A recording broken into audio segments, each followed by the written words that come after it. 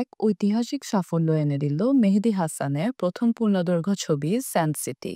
বিশ্বখ্যাত Karlovy vary আন্তর্জাতিক চলচ্চিত্র উৎসবের ৫৯তম আসরে ছবিটি জিতে নিয়েছে সিনেমাটিক প্রক্সিমা প্রতিযোগিতা শাখায় গ্র্যান্ড প্রিক্স পুরস্কার।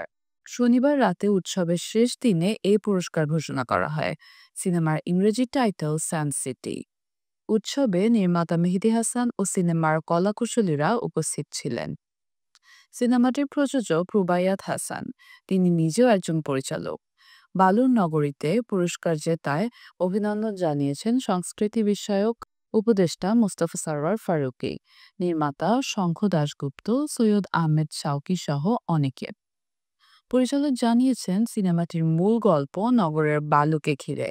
পাশাপাশি দুই গল্পের একটিতে দেখা যাবে এমা চরিত্রে অভিনয় করছেন ভিক্টোরিয়া চাকমা, যে বিড়ালের ক্যাট লিটারের জন্য শহরের বিভিন্ন জায়গা থেকে স্কুটারে করে বালু সংগ্রহ করে। বালু সংগ্রহ করতে করতে এমা একদিন বিচ্ছিন্ন আঙুল খুঁজে পায়।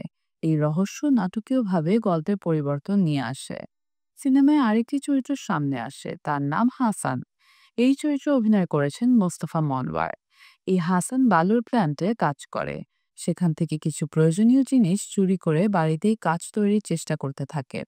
তার স্বপ্ন একদিন সে কাচের ফ্যাক্টরির মালিক হবে, যা শেষ পর্যন্ত তাকে ধ্বংসাত্মক উদ্ভট পরিকল্পনার দিকে নিয়ে যায়।